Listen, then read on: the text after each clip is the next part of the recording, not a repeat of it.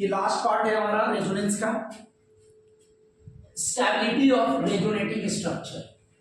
Actually में stability of resonating structure में हमने 5 पॉइंट्स लिखा है, एक एक पॉइंट्स हम आपको डिस्कस कर दे रहे हैं, एग्जांपल भी है, इन सारे एग्जांपल के थ्रू हम पांचों पॉइंट्स आपको समझा रहे हैं। फर्स्ट पॉइंट है कि मोर पाई बॉन्ड मतलब मोर स्टेबिलिटी, मोर पाई बॉन्ड मतलब मोर स्टेबिलिटी। सेकेंड हमने बताया कि न्यूट्रल अगर रेजोनेटिंग स्ट्रक्चर है वो ज्यादा स्टेबल होगा as compared to charge structure. और हमने बताया रेजोनेटिंग स्ट्रक्चर हैविंग कंप्लीट ऑप्टिक are more stable than other. Fourth हमने लिखवाया है opposite charge closer are more stable and like charge closer are more unstable. Positive charge on more electronegative atom more stable होगा, जबकि positive charge on less electronegative atom is more stable. ये 5-7 जो भी question है, इन सारे question के through हम लोग बात करेंगे। ये जो हमने लिखवाया है 5, ये प्रायोरिटी के हिसाब से, पहले आप इसको फॉलो करेंगे, फिर इसको, फिर इसको, फिर इसको, तब इसको, ऐसे हम लोग पढ़ेंगे। जैसे आप जरा देखिए, हमारे पास ये 2 स्ट्रक्चर है, यहां पे भी नंबर ऑफ पाई बॉन्ड कितना है, नंबर ऑफ पाई बॉन्ड यहां भी 2 है और यहां भी नंबर ऑफ पाई बॉन्ड कितना है, 2 है। सॉरी, यहां पे थोड़ा एक्चुअली में ऐसे कर देते हैं, ये थोड़ा मिस्टेक है, CH डबल बॉन्ड, ये ऐसे लिख देते हैं CH डबल बॉन्ड CH। जरा देखिए, यहां पे पाई बॉन्ड कितना है, 2 है, और यहां पे भी पाई बॉन्ड कितना है, 1 है। यहां पे पाई बॉन्ड कितना है, 1 है। हमने पहला रूल लगाया, नंबर ऑफ पाई बॉन्ड जिसमें ज्यादा होगा स्टेबिलिटी ज्यादा होगा, निश्चित तौर पे ये ज्यादा होगा। यहां 2 पाई बॉन्ड है, यहां पे पाई बॉन्ड क्या है, 1 है, तो ये ज्यादा स्टेबल होगा, ये कम होगा। दूसरा रूल ये भी चलेगा, न्यूट्रल रेजोनेटिंग स्ट्रक्चर और मोर स्टेबल, इसमें कोई चार्ज नहीं है, देखिए यहां प्लस और माइनस चार्ज है, इसलिए ये वाला ज्यादा स्टेबल होगा इससे। इसका बात कीजिए, यहां पे क्या है, यहां पे 0 पाई है, यहां पे पाई बॉन्ड क्या है, 0 है, यहां पे पाई बॉन्ड क्या है, 0 है, 0 पाई बॉन्ड है, और यहां पे पाई बॉन्ड कितना है, 1 पाई बॉन्ड है। दूसरा, यहां पे कोई प्लस माइनस नहीं है, यहां पे क्या है, एक प्लस चार्ज है, यहां पे एक प्लस चार्ज है, इसलिए ये वाला क्या है, ज्यादा स्टेबल है। यहां पे अगर बात करें हम, तो आप यहां पाई बॉन्ड लीजिए, यहां भी पाई है और यहां भी पाई है, टोटल 2 पाई बॉन्ड है। यहां पे बात करें तो एक ही पाई बॉन्ड है, एक ही पाई बॉन्ड है, तो ये ज्यादा स्टेबल है। 2 पाई है, यहां 1 पाई है, नंबर ऑफ पाई बॉन्ड जितना ज्यादा होगा रेजोनेटिंग स्ट्रक्चर उतना ही क्या होगा, ज्यादा होगा, तो ये ज्यादा स्टेबल है और ये कम है। आप यहां बात कीजिए, यहां पे पाई बॉन्ड काउंट कीजिए, 1 2 और क्या 3, यहां 3 पाई बॉन्ड है, जबकि यहां पे 1 2 और 3, यहां भी 3 पाई बॉन्ड है। पाई बॉन्ड दोनों में क्या है, सेम है, बट ये क्या है, नॉन आयोनाइज है। यहां पे सेकंड वाला लीजिए, न्यूट्रल रेजोनेटिंग स्ट्रक्चर ज्यादा स्टेबल होगा एज कंपेयर टू आयन, इसलिए ये यहां ज्यादा स्टेबल है। आप इसका बात करें, इसमें भी पाई बॉन्ड कितना है, 1 है, यहां भी पाई बॉन्ड कितना है, 1 है। यहां देखिए दोनों में पाई बॉन्ड 1 है। यहां पे क्या हो रहा है जी, यहां पे ये न्यूट्रल है, यहां पे क्या है, आयंस है, इसलिए ये ज्यादा स्टेबल है। अगर हम बात करें F का, F वाले का बात करें, आप जरा F का बात कीजिए, जब F का बात करेंगे, जब हम F का बात करेंगे तो जरा देखिए क्या होगा, यहां पे पाई बॉन्ड कितना है, 1 है, ये वाला पाई बॉन्ड है, यहां भी पाई बॉन्ड कितना है, 1 है। लेकिन दूसरा चीज आप देखिए, दोनों में नेगेटिव चार्ज है, बट ऑक्सीजन क्या है, ऑक्सीजन का इलेक्ट्रोनेगेटिविटी क्या है, ज्यादा है, और कार्बन का इलेक्ट्रोनेगेटिविटी क्या है, कम है।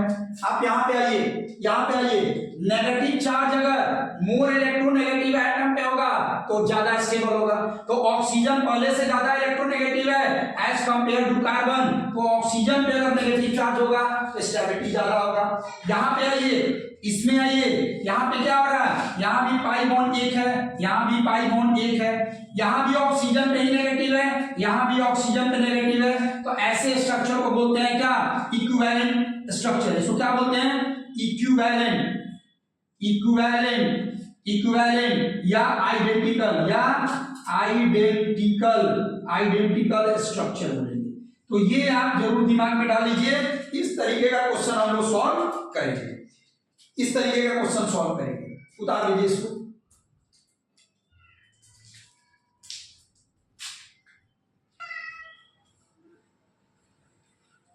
यहाँ पे आते हैं। यहाँ ये एक अलग क्वेश्चन है, यहाँ पे भी स्टेबिलिटी देखना है। Order of, find the order of stability, find the order of क्या है, स्टेबिलिटी। देखिए यहाँ पे पाई बॉन्ड कितना है, यहाँ पे पाई बॉन्ड कितना है, ये पाई बॉन्ड है, ये पाई बॉन्ड है, 2 पाई है। यहाँ पे पाई बॉन्ड कितना है, यहाँ है। यहाँ पे भी कितना पाई बॉन्ड है, 2 है। यहाँ पे पाई बॉन्ड कितना है, ये पाई है, ये पाई है। यहाँ पे भी पाई बॉन्ड कितना है, 2। देखिए सब में पाई बॉन्ड बराबर है, तो पहला वाला तो रूल रहेगा नहीं।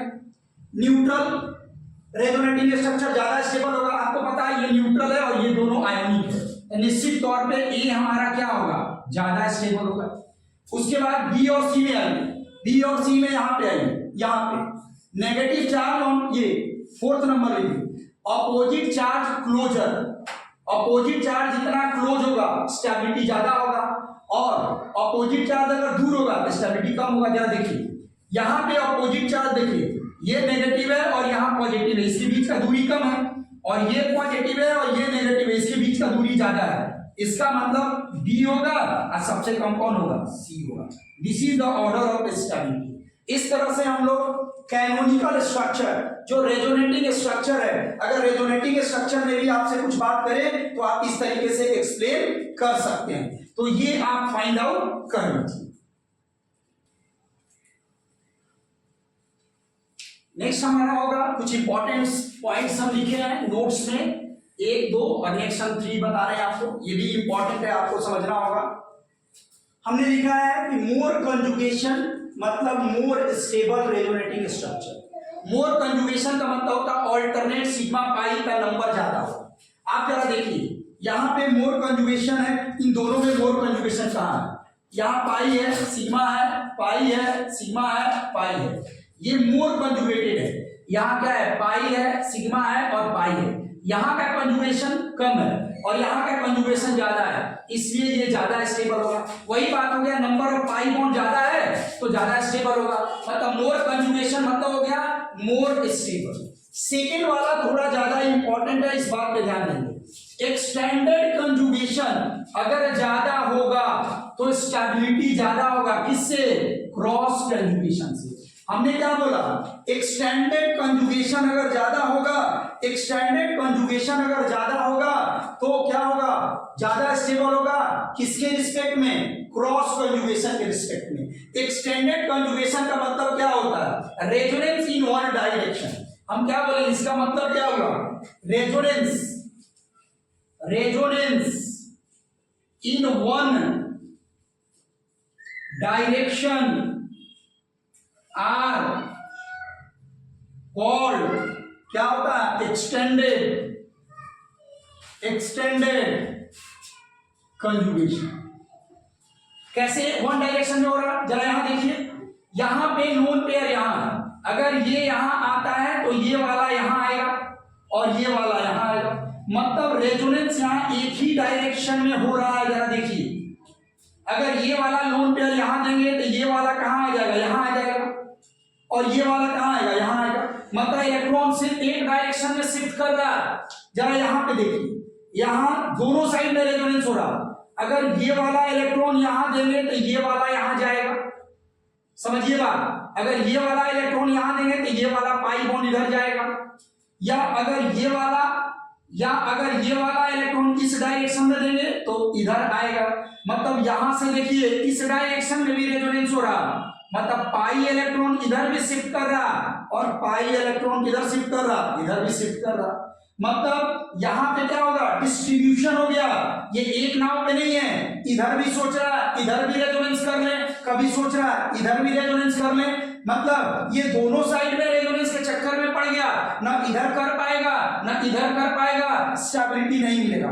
यहाँ क्या है, वन डायरेक्शन है, करना है तो करना है, और एक डायरेक्शन। जैसे आप अपने लिए सोचिए, आप अगर प्रिपरेशन कर रहे हैं जेई का, तो आपके दिमाग में चल रहा, अगर जेई नहीं होगा तो ये कर लेंगे, ये नहीं होगा तो ये कर लेंगे, तो आप वैसे परिस्थिति में ना जेई कर पाएंगे और ना ये कर पाएंगे ना वो कर पाएंगे। लेकिन आप अगर वन डायरेक्शनल प्रिपरेशन कर रहे हैं कि मेरे को अगले बार जेई क्वालिफाई करना है, चाहे जैसे करना है, दैट मीन्स कि आपका डायरेक्शन क्या है, सिंगल है, इसको बोलते हैं एक्सटेंडेड कंजुगेशन और इसको बोलते हैं क्रॉस कंजुगेशन। इसको क्या बोलते हैं, क्रॉस कंजुगेशन। तो हमेशा एक्सटेंडेड वाले की स्टेबिलिटी बढ़ेगी। क्यों जी, अगर कोई बच्चा वन डायरेक्शनल प्रिपरेशन कर रहा, वन डायरेक्शन में प्रिपरेशन कर रहा, पूरे एनर्जी के साथ, पूरे लगन के साथ एक ही डायरेक्शन में तैयारी किए जा रहा है, तो सफलता तो मिलेगी।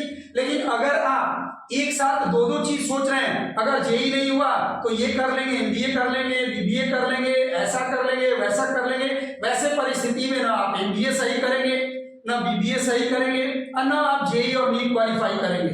मतलब आप हमेशा वन डायरेक्शन में चलिए, दोनों डायरेक्शन में नहीं चलिए, क्योंकि रेजोनेंस भी बोलता है कि दोनों साइड से अगर रेजोनेंस करते हैं तो स्टेबिलिटी क्या होगा, कम होगा। एक लास्ट हमारा है थर्ड, अगर इक्वल या इक्विवेलेंट रेजोनेटिंग स्ट्रक्चर है, वो ज्यादा स्टेबल होगा, ऑन इक्वल रेजोनेटिंग स्ट्रक्चर से।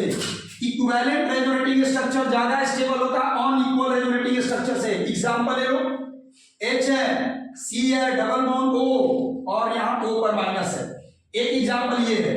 दूसरा एग्जांपल CH2, CH है, C डबल बॉन्ड O और यहाँ पे क्या है, O है। ऐसे समझ लो, या सीधा ऐसे कर देते हैं, यहाँ पे O माइनस।